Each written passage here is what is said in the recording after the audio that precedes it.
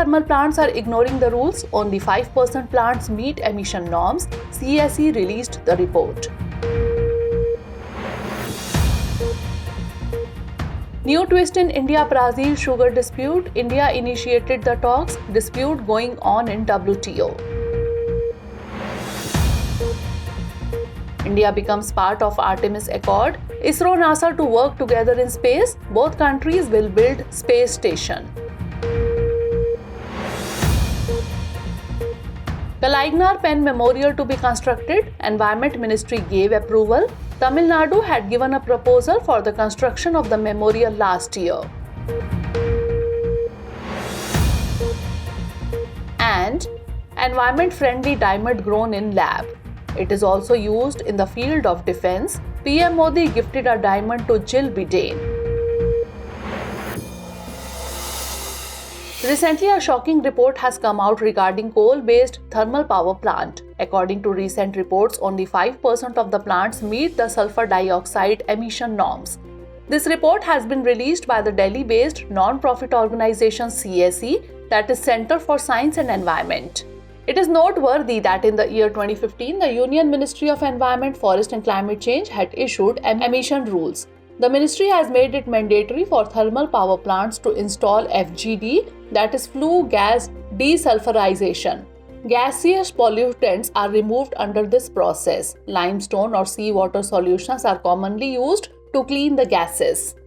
Central and state governments monitor emissions at thermal power plants through OCEMS, that is Online Emission Monitoring System. In addition, a CO2 database is compiled for all grid-connected power stations in the country on an annual basis. The purpose of this database is to establish authentic and emission quantification of CO2 emission baselines.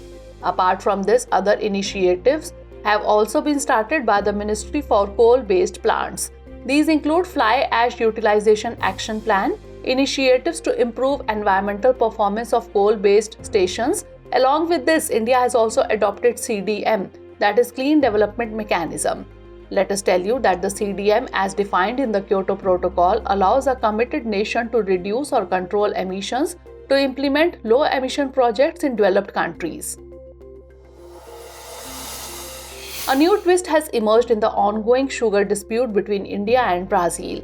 India has started talks with Brazil to resolve the sugar dispute. Actually, this dispute between the two countries is going on in WTO, that is World Trade Organization. Significantly, in the year 2019, Brazil, Australia and Guatemala filed complaints against India in the WTO, accused India that the sugar subsidy being given to farmers is against global trade rules. According to the agricultural rules, only 10% subsidy can be given at the minimum level of the total value. Apart from this, giving subsidy is against the rules of WTO. At the same time, India has fixed FRP, that is fair and remunerative price for sugarcane farmers, at a recovery rate of 10.25%. That is, India is giving more than the subsidy prescribed by the World Trade Organization. Let us tell you that Brazil is the largest producer and exporter of sugar in the world. At the same time, India is the second largest sugar producing country in the world after Brazil. In such a situation, Brazil is afraid that if India promotes sugar exports by giving more subsidies, then it will become the world's largest exporter and it will have to face troubles in the sugar business. Other countries, including Brazil, are also concerned that due to the subsidy being given by India, there has been a huge fall in the prices of sugar in the global market, causing losses to countries like them. Recently, the Supreme Court has dismissed an appeal of CIL, that is Coal India Limited. In this appeal, it had sought to exclude CCI, that is Competition Commission of India, from the right to investigate against it under the Competition Act 2002. In this case, the Apex Court ruled that Coal India Limited cannot be exempted from the Competition Act as there are no valid reasons for doing so. In fact, the court was hearing an appeal against the order of the Competition Appellate Tribunal, which had accused the company of indulging in abusive practices. Significantly, in the year 2017, CCI had imposed a fine of Rs 591 crore on CIL. The penalty was imposed for imposing unfair and discriminatory conditions in fuel supply agreements with power producers.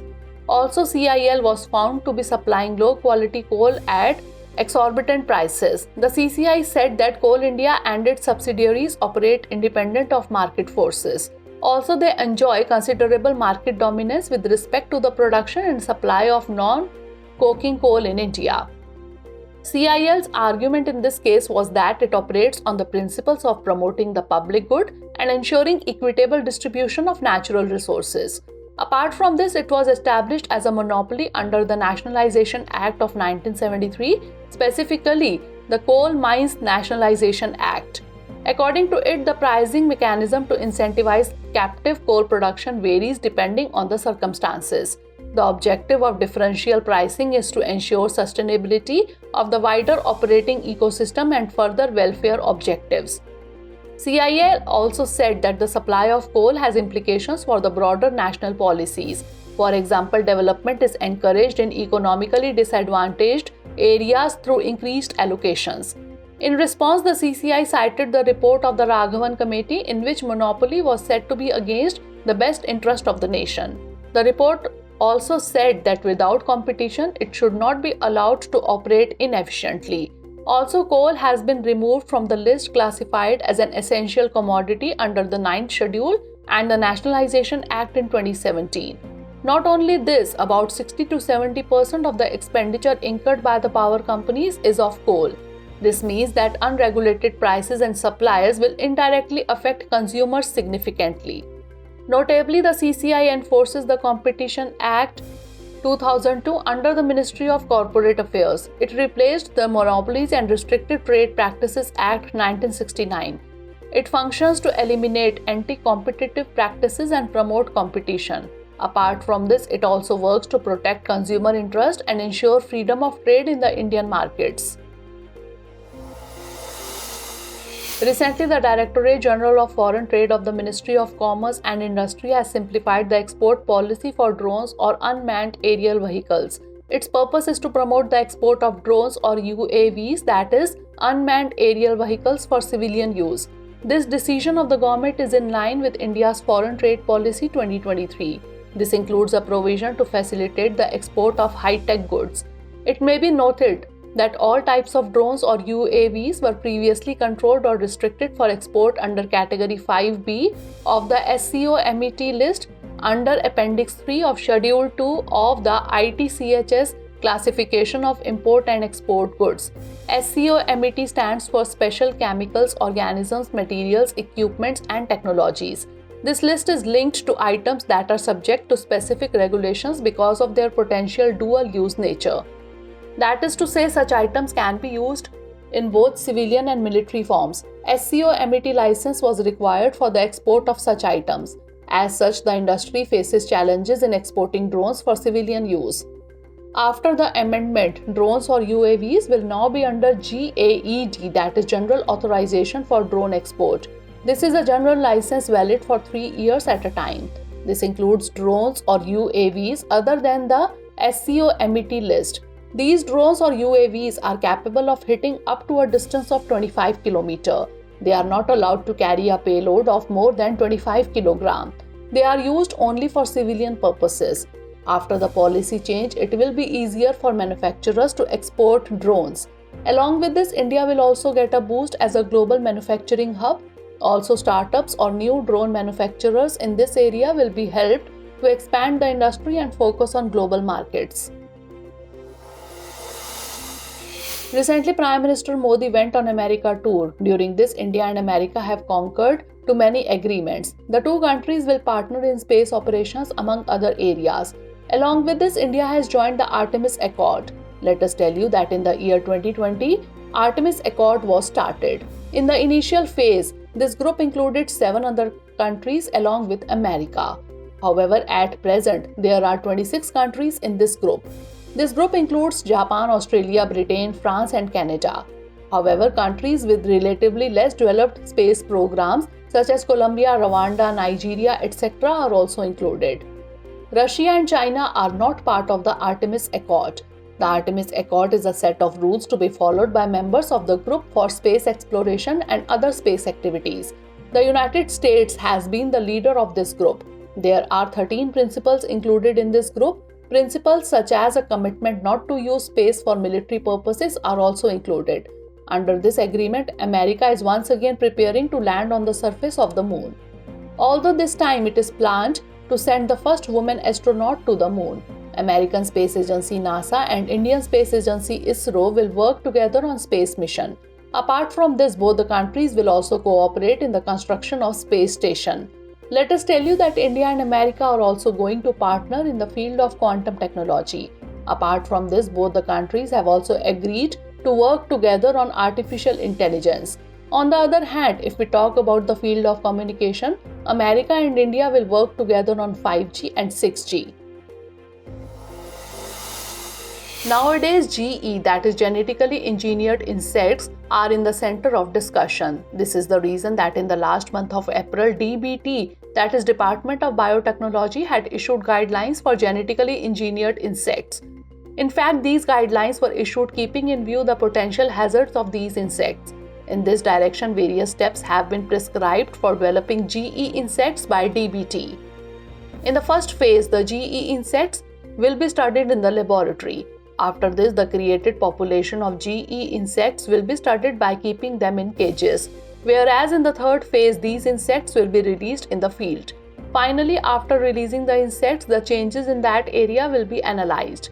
According to the guidelines, the approval of these experiments comes under the broad purview of the Review Committee on Genetic Manipulation under DBT. Let us tell you that GE insects are developed through genetic engineering. These can be used to enable food security and preserve the environment. Also, they can be beneficial in the bioeconomy. These insects can be helpful in preventing diseases. GE bees can yield better quality honey. Also, GE silk insects can be used to produce better and cheaper silk. According to the rules of WHO, that is World Health Organization, Australia has biologically converted mosquitoes. These mosquitoes have helped in controlling diseases like dengue, malaria, and chikungunya. Research on GE mosquitoes is going on in India as well. However, GE insects bring with them some disadvantages along with benefits. Experts have compared them to genetically modified crops. According to them, genetically modified crops can be planted and removed as per our choice. On the other hand, if GE insects are released in an area, then it will be difficult to remove them again from that place. Apart from this, many problems can arise due to accidental release or spread of GE insects. Significantly, biotechnology contributes about 2.6% to India's GDP, whereas by the year 2030, our target has been set to increase it to 5%. Recently, Prime Minister Narendra Modi was on a visit to Egypt. During this, he was awarded the highest state honor of the country of Egypt. The award was presented to Prime Minister Narendra Modi by Egyptian President Abdel Fattah al-Sisi. This highest state honor of Egypt is known as the Order of the Nile. Let us tell you that the Order of the Nile award was established in the year 1915. The award is given to heads of state, crown princes, and vice presidents who make valuable contributions to the cause of Egypt or humanity. The Order of the Nile is a collar made of gold. In this, units of gold have been divided into 3 classes. The 3 units involved give different messages. The first unit gives the message of saving the state from evils. The second unit alludes to the prosperity and happiness brought by the Nile, whereas the third unit is related to wealth and stamina. All the 3 units of gold are linked together by a flower made of gold. It also includes a locket along with the collar. This hexagonal shaped locket is decorated with ruby and other gems. Recently, the Expert Appraisal Committee of the Union Environment Ministry gave approval for the coastal area for the construction of Dr. Kalaignar Penn Memorial with 15 conditions. However, the Ministry of Environment says that if the conditions are not followed properly, then the ministry can cancel or suspend this approval. Along with this, the ministry also says that the concerned officer will have to submit the environmental report every year to the Tamil Nadu Pollution Control Board, which will have to be uploaded on the website of the Public Works Department. The proposal to build this memorial was given by the Tamil Nadu government last year, but the place where it was to be built came under the Coastal Regulation Zone Notification 2011. In such a situation, it was necessary to take the approval of the Ministry of Environment. However, the project has been given the green signal by the state-level authorities. Basically, coastal regulation zone are the areas along the coastal region of India, coastal land up to 500 meters from the high tide line and up to 100 meters along the banks of bays, estuaries and rivers, which are subject to tidal fluctuations, is called the coastal regulation zone. The development of buildings, tourism infrastructure and other facilities in these areas is controlled by the Government of India. That's why it is mandatory to take permission from the Ministry of Environment for construction work here. It has 4 categories: Coastal Regulation Zone or CRZ1, CRZ2, CRZ3 and CRZ4. Significantly, the Penn Memorial is being built in honor of late M. Karunanidhi, the patron of the DMK. Karunanidhi was also known as Kalaignar, meaning artist. He wrote over 100 books including novels, short stories, biographies, essays and memoirs. He also wrote many plays and screenplays for Tamil cinema. The height of this monument has been fixed at 42 meters. The monument will cover an area of 8,551 square meters in the Bay of Bengal, about 360 meters from Marina Beach in Chennai. Recently, Prime Minister Narendra Modi gifted a 7.5 carat diamond to America's First Lady Jill Biden. It is a green-colored diamond. It is an artificial diamond which has been developed in the laboratory through a special process. This diamond is considered to be eco-friendly. It emits only 0.028 grams of carbon per carat. Let us tell you that these diamonds are grown in the lab through a small diamond piece which is known as a seed. Diamonds are created from seeds mainly through 2 processes. The first method is HPHT, that is high pressure, high temperature. In this method, the seed is placed with pure graphite carbon at a temperature of about 1500 degrees Celsius. Also, both are kept in high pressure area. The second method is known as CVD, that is chemical vapor deposition. In this process, the seed is placed in a chamber filled with carbon gas. The temperature inside the chamber is about 800 degrees Celsius. During the process, the gas sticks to the seed to form a diamond. According to statistics, India is one of the leading producers of these diamonds using CVD technology. It is worth noting that the diamonds developed in the laboratory are widely used in the fields of defense, computers, etc., apart from the jewelry industry. They can be used in extreme environments due to their potential to operate at higher speeds while using less power than silicon-based chips. Because of this property, it is used in the manufacturing of computers and satellites. Let us tell you that India has proposed to set up a center for developing diamonds in the laboratory at IIT Madras. India has got a big achievement in the midst of Prime Minister Narendra Modi's state visit to America. A big agreement has been signed between HAL, that is Hindustan Aeronautics Limited, and GE Aerospace. After this agreement, India-made engines will be used in the next generation of light combat aircraft Tejas. It means that now the engine used in Tejas aircraft will be manufactured in India. With this, India will join the very few countries where the engines of warplanes will be manufactured. The name of this engine is F414. Experts say that this is an agreement to increase military cooperation between India and America. The Light Combat Aircraft or LCA program was started by the Government of India in the year 1984 when ADA, that is Aeronautical Development Agency, was established. Its first indigenous fighter jet is LCA Tejas. GE's F404 engine is being used in this. Tejas is capable of carrying a range of air-to-air, air-to-surface, precision-guided weapons. The special thing about this fighter aircraft is that it is capable of refueling in the air. Currently, there are 3 production models of Tejas: Mk1, Mk1A and trainer version. Recently, Deen Dayal Antyodaya Yojana National Urban Livelihoods Mission has entered into a partnership with UNDP, that is United Nations Development Program. UNDP together with the Government of India will work towards empowering women entrepreneurs. This partnership will help in setting up our business in various sectors, which includes digital economy, electric mobility, waste management and other areas. Initially, 8 Indian cities will be included in this project. The time limit for this project has been fixed for 3 years. However, after the year 2025, there is also a provision to move forward. Along with this, women entrepreneurs will also get the facility of Business Mentor. The Business Mentor will be known as Biz Sakhis. About 2 lakh women will be added under this scheme.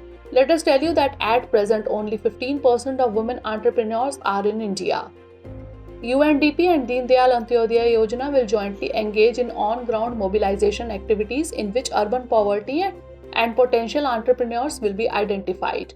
Along with this, it also includes facilitating the access of women entrepreneurs to business development services. Assistance will be provided in establishing bank links to formalize the business.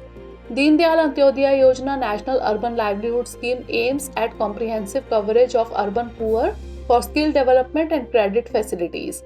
Under the scheme, skill training is provided to the urban poor for market-based works and self-employment. Along with this, loan assistance is also given easily for business. UNDP is the Global Development Network of the United Nations. It was established in the year 1965 by the United Nations General Assembly. However, UNDP became functional from January 1966. It provides expert advice, training, and grant aid to developing countries. Let us now look at the 5 questions based on the bulletin. Questions for this series are: first question is, with reference to the Artemis Accord, consider the following statements. 1. It was started in the year 2020. 2. Presently 26 countries are included in this group. 3. Russia and China are also part of the Artemis Accord. How many of the statements given above is or are correct? Only 1, only 2, all 3, or none. Next question is, with reference to order of the Nile, consider the following statements. 1. It is the highest state honor of the country of Egypt. 2. In this, a collar made of gold is given as a symbol. 3. Gold units are divided into 3 categories. 4. This award was started in the year 1915. How many of the above statements is or are correct? Only 1, only 2, only 3, or all of the above. Next question is, consider the following statements. 1. Diamonds are grown in the lab by means of a small diamond piece. 2. Artificial diamond is mainly made through 2 processes: high pressure, high temperature method and chemical vapor deposition method. 3. Diamonds grown in the laboratory are widely used in the defense and computer sectors apart from the jewelry industry. How many of the above statements is or are correct? Only 1, only 2, only 3, or none. Next question is, consider the following statements. 1. The Light Combat Aircraft Program was started by the Government of India in the year 1984. 2. The first indigenous fighter jet is LCA Tejas. 3. Tejas is capable of carrying a range of precision-guided weapons. How many of the above statements is or are correct? Only 1, only 2, all 3, or none. Last question is, consider the following statements. 1. Indian coastal regulation zones are areas along the coast of India. 2. The development of buildings, tourism infrastructure and other facilities in these areas is controlled by the Government of India. 3. It has 4 categories: CRZ1, CRZ2, CRZ3 and CRZ4. How many of the above statements is or are correct? Only 1, only 2, all 3, or none. Recently, a 6-day-long Rani Durgavati Gaurav Yatra was started in Madhya Pradesh. Rani Durgavati was born in the year 1524 in the Chandel dynasty of Mahoba. Let us tell you that it was the Chandel dynasty that got the famous Khajuraho temples constructed in the 11th century. The Rani is believed to have died fighting the Mughals in the mid-16th century. Rani's martyrdom day is celebrated on 24th of June. Born in the Chandela dynasty, Rani Durgavati was married to Dalpat Shah, the son of the Gond king Sangram Shah of the Gadha Katanga state. This kingdom included the Narmada Valley and parts of northern Madhya Pradesh. It is known as one of the most powerful kingdoms of the Gond tribe. However, Durgavati became a widow in 1550, a few years after her marriage. She fought against the Mughals, showing her indomitable courage.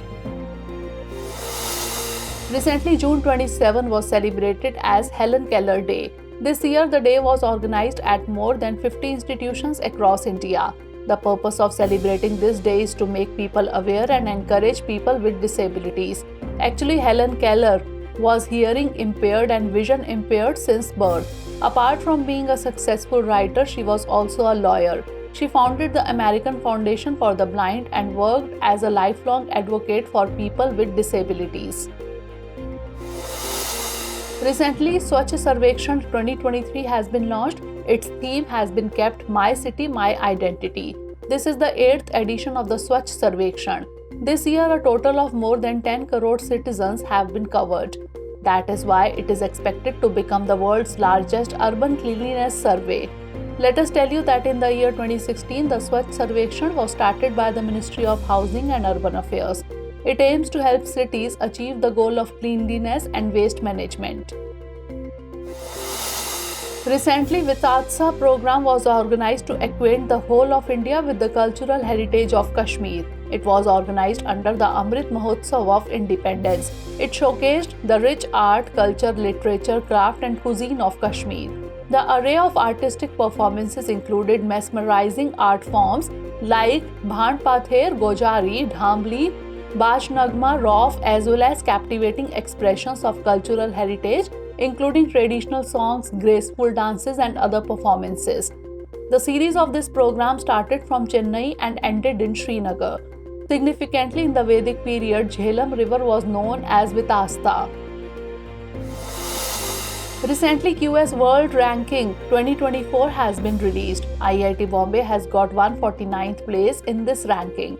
With this, for the first time, India has been included in the list of best 150 international higher education institutions in the world. Apart from this, for the first time in this ranking, Delhi University and Anna University have been included in the list of top 500 education institutions of the world. In this way, 45 Indian universities have got a place in the list of QS World Ranking.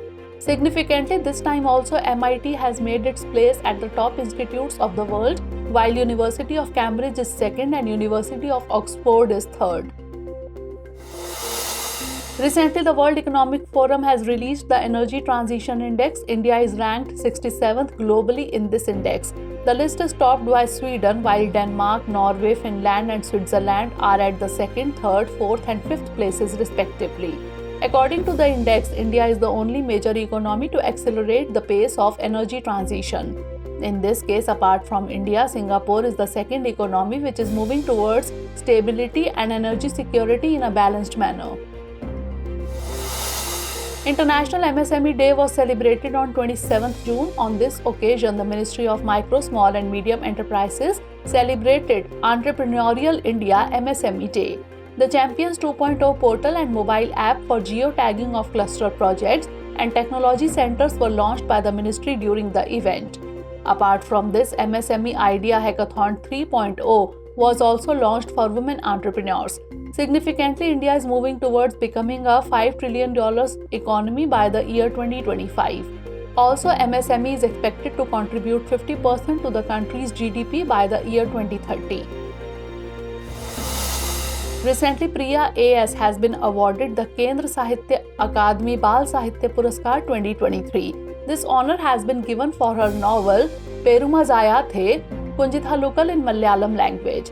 It is set against the backdrop of the 2018 Kerala floods, which depicts the courage and cooperation displayed by children from different backgrounds during the disaster. The Kendriya Sahitya Akademi Bal Sahitya Puraskar is a prestigious literary award for children's literature in India. It is given by Sahitya Akademi. Recently, BIS, that is Bureau of Indian Standards, has issued quality standards for biodegradable food utensils amid increasing demand for products. These aim to reduce plastic pollution and promote sustainability. These standards cover various aspects including raw materials, manufacturing techniques, performance and hygiene requirements for the production of biodegradable utensils. These standards support sustainable agricultural practices while also creating economic opportunities for farmers. Significantly, BIS was established by the BIS Act 1986. It works under the Ministry of Consumer Affairs, Food and Public Distribution. Kathmandu-based International Center for Integrated Mountain Development has revealed that glaciers in the Hindu Kush Himalayan mountain range are melting at a rapid rate. According to its report, if greenhouse gas emissions are not reduced, then it is expected to be reduced by 80% by the end of this century. Let us tell you that the Hindu Kush Himalayan mountain range is known as the third pole on Earth. The region includes 8 countries including India, Nepal and China. This area is spread over about 3,500 square kilometers. It has the world's third largest storage of frozen water after Antarctica and the Arctic. More than 240 million people live in the mountains of this region. These glaciers support at least 10 major river systems.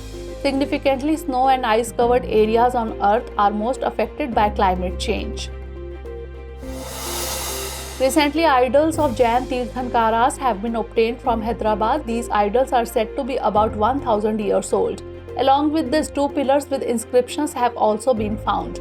Both the pillars are made of different stones. One pillar is made of granite while the other is made of black basalt stone. Statues of Jain Tirthankaras are made on all 4 sides of the pillar. These include idols of Adinath, Neminath, Parshvanath and Vardhaman Mahavir. In the idols, the Jain Tirthankaras are sitting in the posture of meditation. The upper part of the pillar is decorated with Kirti Mukhas. Apart from this, the inscriptions on both the pillars are written in Telugu Kannada language. According to experts, the scene on this inscription depicts Janina Basadi. Let us tell you that monasteries are called Janina Basadi. The inscription found is being told from the Rashtrakuta and Vemulavada Chalukya period. Recently, the Union Ministry of Power has announced an amendment in the Electricity Consumer Rights Rules 2020. According to the revised rule, the rates of electricity will be fixed according to different times of the day. The duration of the whole day will be divided into 3 parts. It includes peak hour, solar hour and normal hour. In this, the duration of the solar hour has been fixed at 8 hours. Under TOD, that is time of day tariff system, electricity during solar hour will be 20% less than the normal rate. On the contrary, the tariff during peak hours shall be at least 20% higher than the normal tariff for commercial and industrial consumers. Along with this, it will be at least 10% more for other consumers. As per the new rules, TOD tariff will be applicable from 1st April 2024 for commercial and industrial consumers with peak demand of 10 kW and above. Along with this rule will be applicable from April 1st, 2025 for all other consumers except agricultural consumers. It is worth noting that at present around 20 countries of the world are using TOD tariff system. This includes the countries of the European Union and America.